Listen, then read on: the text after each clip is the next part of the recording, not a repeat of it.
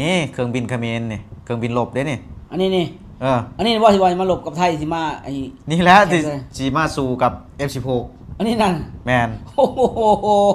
มันได้บ่นี่มันคืออยากขุในเดือนหนึ่ง มันเขาไปยอมซีมาได้นี่ อันนี้ได้ เขาเพิ่งยกไปส่อง โอ้โห มิก21อันนี้ได้แมนมันส่งมันคือเป็นอันนี้วะมัน ซื้อมาจากซื้อจากคอมาจากเวียด บ่ เวียดนาม ของเขาปลดระว่างเลยเอามาต่อบ่ แมนของเวียดนาม โอ้ สิมาสู้รบกับกับ กิฟเพนนี่ กับกิฟเพน โต กับ F16 นี่แหละ คนละยุคกันเลยได้ไหน คณะก็ยังว่าบ่เฮาก็บ่เข้าใจคือกัน คือตอนนี้เนี่ยเขาพยายามแบบทางเขมรนี่พยายามยุแย่ โอ้ยุยงบ่ยุแย่บ่นี่ คือแบบไผเกิด โอ้ยุ ไผเปิดก่อนเสียเปรียบ โอ้ เพราะว่าเขมรนี่ซ้ายขอ สาย เห็น ค บ่ อ เห็นบ่ตามสะพานลอย อ๋อโอ้เห็น ขอหยัง ขอทาน ขอทาน บัดนี้หันเขานี่แบบเขาฮู้จุดอ่อนไทยเนาะพอเขายุให้ไทยโมโหคันถ้าไทยยิงเขาก่อนปุ๊บนี่เขาเอาไปฟ้องชาวโลกปุ๊บ อ๋อ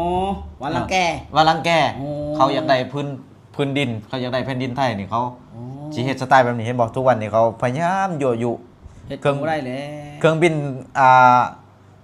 ปีกหอกปีกฮักก็เอามาโซ่ เครื่องบินที่บ่มีคุณภาพนี่เห็นบ่นี่เขาเห็นคนใส่รถจะเคยเห็นบ่เครื่องบินคนใส่รถอันนี้รถยังนี่ บ่มีจักรถอีรถเทรลเลอร์ รถลากนี่ รถลากอะแม่น รถลากเอามาคนเครื่องบิน เมืองได้เขาเห็นประเทศได้เขาเห็น บ่มีดอก ประเทศคอมเขมรเฮ็ดได้นี่ เออ นี่แหละนี่เครื่องบินที่เสียมาลบกับไทย โอ้ยของไทยเขาจวดจากภาคใต้จึกฮอดภาคเหนือแป๊บเดียวเลย อ้าว คิดเพ่นน่ะแนมบ่ทันดอก เข้าใจบอกว่าอยากโซ่กามดาก อ๋ออยากอวดใส่ไทยประมาณว่า อ๋ออันนี้แค่เครื่องบินได้นี่ อยากเห็นรถถังบ่ มีรถถังอีกบ่ มี โอ้อาจจะบอกแล้วมันอวดรถถังอีกนี่ โชว์รถถังเต็มคาราเบลเลย โอ้โห นี่ใช่เบิ้งนี่นี่นี่ ใช่ นี่นี่นี่นี่นี่นี่นี่เด้อนี่ โอ้โห เห็นบ่ ลากไปแบบนี้เลยวะนี่นะโอ้ตก ตกถุงหน้าจะได้ฉัน ข้าวกี่ต้มว่ามันรถ6ล้อแก่ไหมบ้านเฮาตะกี้แม่นี่ คือแบบว่าโดยความอยากโซ่อะนะ อยากคิดว่ารถถังคนนี้คักรถถังคนนี้ดี อดทำสีแล้วใหม่ๆหรือบ่ประมาณว่าทำสีแล้วอยากเอามาอวดบ่ ทำสีแล้วใหม่ๆเขาก็อยากโซ่ว่ารถถังเขาแห้ง เออ ขับลงทงหน้า ติดกี่ต้ม ติดขี้ต้ม ไปบน เอารถมาหลากด้วยนะอีกคันหนึ่งหลาก โอ้ เห็นบอก บ่ไหวเลย นี่แหละสิมายิงกับรถถังไทย โอ้สิมาสู้กับไทยนี่ สิมาสู้กับไทย โอ้ย รถถังเนี่ยไปยอมซีมาผล ไท ซี ย มา นี่มีสะเทินน้ำสะเทินบก เออ ผลิตเองนะ ก็ ผลิ แล้ ต วก็ เอ ยัง งว่า นำเข้าอีกของไทยนะ สะเทือนนำสะเทือนบกก็มี เออ ลูกกระสุนดีทีออกดีทีไอก็มี มี ลูกจรวด โอ้ยมันคนละอันนี้มันคนละยุคว้าวเสร็จแล้วก็คนละยุคคนละสมัยแล้วแต่เอาตัวนี้มานี่ เอาง่ายๆของเขมรสิมีว่านำเข้าจากอเมริกาบ่มีเลย บ่มีแล้ว มีบ่นำเข้าจากสวีเดนบ่มีเลย บ่มีแล้ว ไทยนี่อเมริกาอันดับหนึ่งของโลก ที่นำเข้าเครื่องบินรบเนี่ย แม่น สวีเดน แม่น กริปเพนที่นำเข้าแต่อันนี้เอามาจากเวียดนาม ของเวียดนาม เขาบ่ใส่แล้ว เขาแปลว่าเขาปลดประจำการแล้วบ่ อ้าว เอามา คัน ซ่อมเอา คันของดีไผสิขายให้เจ้า มันแพง ถ้าให้เจ้าบัดมีปัญหากับเจ้าไม่ยิงเขาเนี่ย อ่า เขาบ่ขายให้เด้ โอ้ แต่เขา เขาคือควัน เขาอ่านเกมเลยว่าค่อยขายให้เจ้าต้องได้ลากแบบนี้ ว่า ให้หมดนี่ลากกันไปนี่ โอ้มันเหมือนเหมือนย่อมแมวขายในหนึ่ง แปลว่าไปสู้กับไผบ่ได้นะเขาจะขายให้ขายเลย อยู่ไทยเนี่ยเขาเฮ็ดยังฮู้บ่โยนลงทะเลให้ปะการัง แม่นเลย เฮ็ดปะการังให้ป้าอยู่ กับเพิ่นผลิตเองได้มาแล้วอยู่ประเทศไทย เออ ผลิตเองได้นำเข้ากับแบบคุณภาพสุดๆเลยเพิ่นนำเข้าอ่ะ เอามาอวดให้มันนี่ลากกันอยู่นี่ ยังมอดบอลอวดสมัยมันลากเลย ว่ารถทาง กะว่าจะประชิดชายแดนบอล ประชิดชายแดนเนี่ยนี่เออ ไปก่อนเลยหน่อย โหด โอ้ ลากกันอยู่โอ้ยมาโซ่รถทางอันนี้ซ้ำนี่ บ่ อยากเบิ่งอันนั้นบ่ อันใดเสีย เครื่องบิน เครื่องบิน มีอีก เฮลิคอปเตอร์มัน เอามาโซ่เฮลิคอปเตอร์ อ่า โซ่ดีๆล่วงนี่ โอ้โห เห็นบ่ โอ้มุน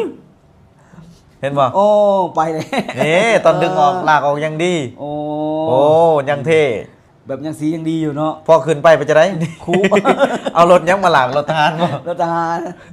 เห็นบ่ ครูออกเนาะ ห็นแล้วเป็นยังว่าเป็นสากเป็นจิ่นไปโอ้ยเขาเห็นแต่ละอย่างเขาบ่อยากบอกเล ไป ย แนวนี้เนาะ เออเรือรบก็มีได้ อืม เรือรบนี่เรือหางยาวเขาใส่ ว้าย เอ้า มันสิหลบได้ติ จากแล้วบ้านเขาใส่แนวนี้เนาะ ว่า เขาก็แปลกว่าบ้านเขาใส่เรือรบเรือหางยาวนี่เห็นบ่ นี่เป็นลีเนาะ เรือเขาแข่งก็ได้นี่ นั่นนี่ เรือเขาพายได้นี่พูดเรือรบเขาพูด โอ้เนาะโอ้คุณน่ะโอ้ใส่เสื้อหางยาวนี่เนาะเฮือ นั่นน่ะว่าเขาก็แปลกว่ะเพื่อประเทศไทยเพื่อรบเพื่อดำน้ำ มีทั้งเรือดำน้ำเรือหลวง เรือดำน้ำลุงตู่ผู้ แมน โอนฝึกขับรถ พี่อ่ะบ่ ฝึกขับรถ ฝึกขับรถบ่อยนั่น ทหารฝึกขับรถ มาพิงเสานี่นะ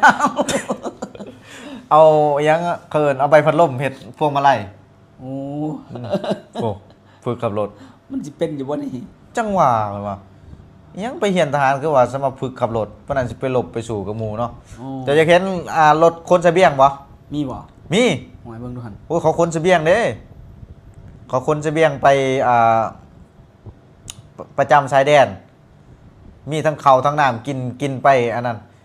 กินไปสู่ไปแล้วนะเขาเห็น มา เนี่ยใช่เบิ้งเนี่ยเดี๋ยวหาแป๊บนึงรถขนเสบียงเนาะกินไปสู่ไปแล้วนะเขาเห็นแบบเอาแบบว่าสนะขาดลอยเขามั่นใจ มั่นใจบ่ อื ม มั่นใจว่าสนะขาดลอย โอ้ นี่ นี่ได้ มันรถอีหยังอันนี้ รถอีแตน โอ้ย อ โอ้ยคนมาเพื่อที่จะเป็นกองหนุนบ่ ไว้เข่าหออยู่ฮะ แม่นเลย หนามก็ หนามคือสโลม ขวดคือทรงน้ำเกลือนี่ เป็นขวด ขวดน้ำซิงค์ โพลาริสสมัยก่อน ขวดน้ำซิงค์ โอ้ น้ำเขาจากไทย อ้าวยังมาเอาคนไทยเขาไปอยู่ดี เอ้าก็ยัง คน ว่า ไทยอยากให้เขาเนาะ บ่มักไทยสร้างไทยแต่ว่า กินของไทยเขาก็บ่เข้าใจกันเออ ของไทยกลายเป็นแสบซะทันที เขาบ่เข้าใจ อันนี้ขั้นตอนนี้คือขั้นตอน พักกินข้าวบ่ ลงของ อันนี้ได้ พันแทงบ่เข้า อ๋อมีเล่นวิชาด้วยโอ้ เอ้าไสยศาสตร์ ไสยศาสตร์พันแทงบ่เข้าได้นี่ โอ้ เห็นบ่